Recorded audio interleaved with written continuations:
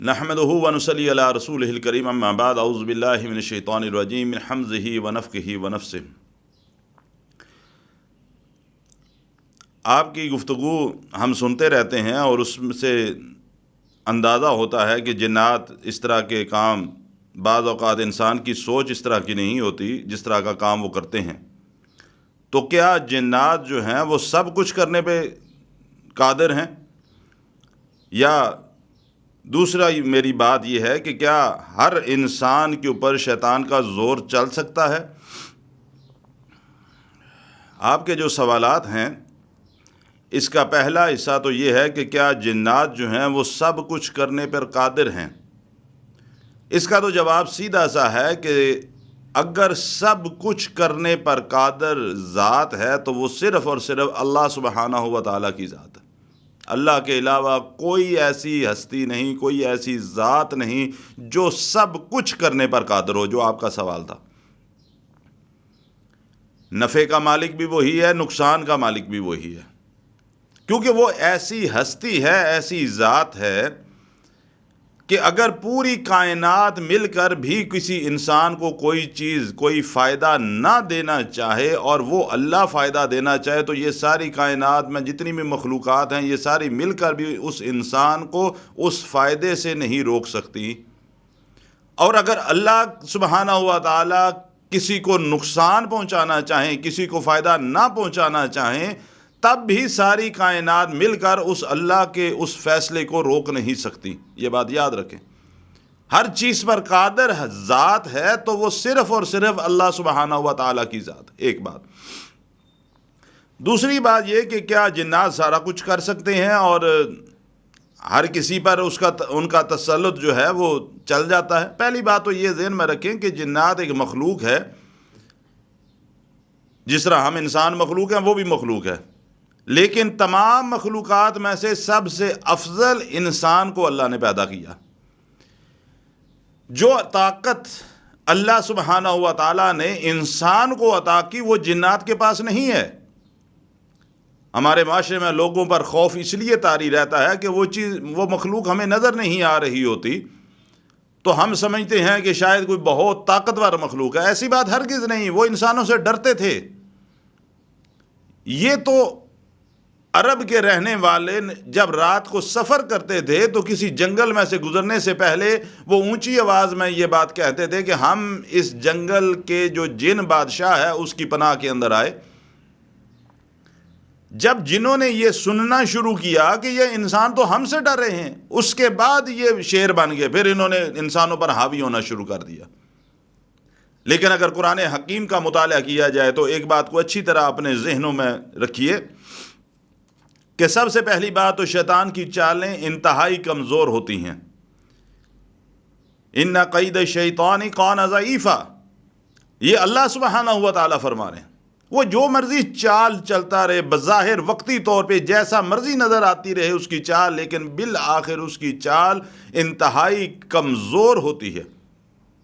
اور پھر قرآن حکیم کا اگر مطالعہ کیا جائے، سورہ ہجر کے اندر اللہ سبحانہ و تعالیٰ پورا واقعہ بیان فرماتے ہیں کہ جب اللہ نے آدم علیہ السلام کی تخلیق کی اور فرشتوں کو حکم دیا آدم کو سجدہ کرو، ابلیس نے انکار کیا۔ یہ پورا واقعہ وہاں پہ موجود ہے، آیت نمبر غالباً 30-35 کے بعد یہ واقعہ شروع ہو رہا ہے۔ آپ اس کا مطالعہ کریں، اپنے گھر میں سادہ ترجمہ قرآن پاک کا کھولیں، اس کو پڑھیں۔ تو اس وقت جس وقت اللہ نے اس کو دھتکار دیا، اس کو نکالا جنت سے، تو شیطان نے اللہ سے اس وقت کیا بات کہی کہ اے میرے رب، تو نے اس انسان کی وجہ سے تو نے مجھے جنت سے نکال دیا، آسمانوں سے نکال دیا، مجھے قسم ہے تیرے رب ہونے کی کہ میں ان لوگوں کو، انسانوں کو دنیا ان کے سامنے مزین بنا کے پیش کروں گا، خوبصورت بنا کے پیش کروں گا، تاکہ یہ اس کی طرف مائل ہونا شروع ہو جائیں اور تیرے جو احکامات ہیں ان کو بھلانا شروع کر دیں۔ تو اللہ سبحانہ و تعالیٰ نے اس کی بات کے جواب میں کیا بات ارشاد فرمائی؟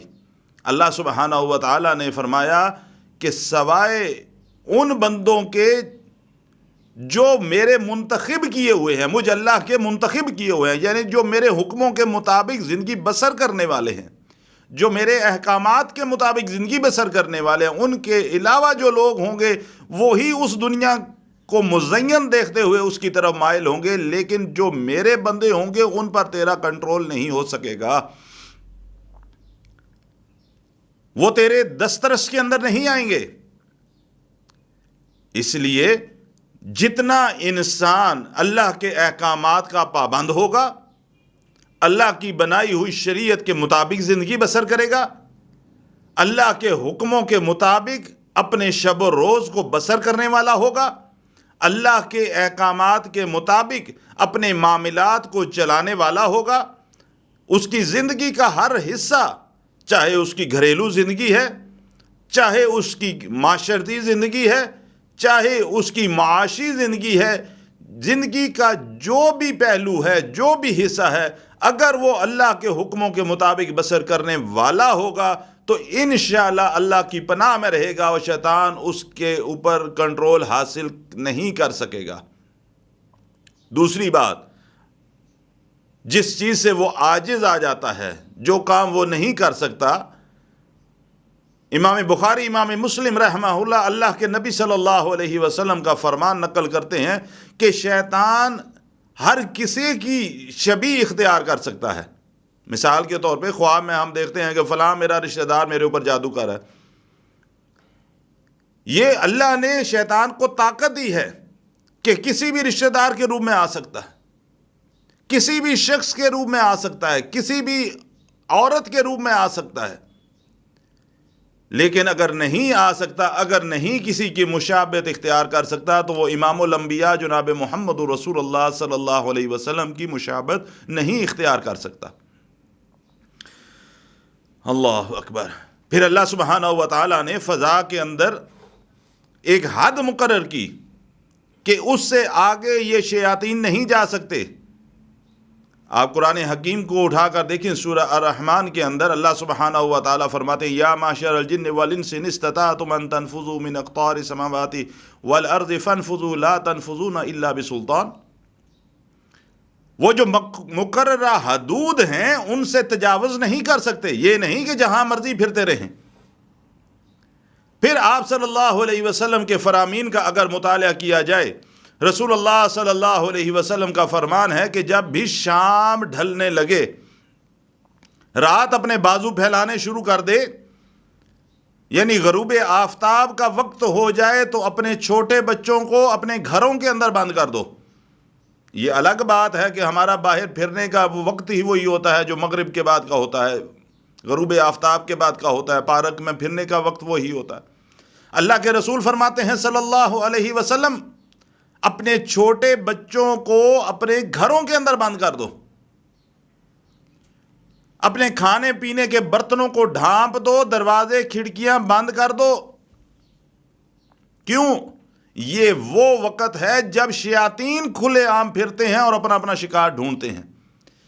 لیکن اگر برتن ڈھانپ دیا گیا،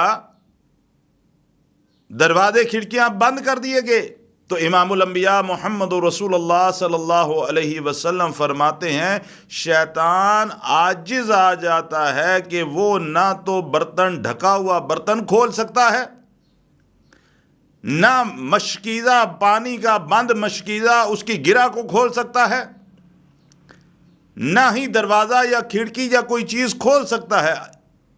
وہ اس چیز سے عاجز آ جاتا ہے کہ وہ یہ سارے کام نہیں کر سکتا۔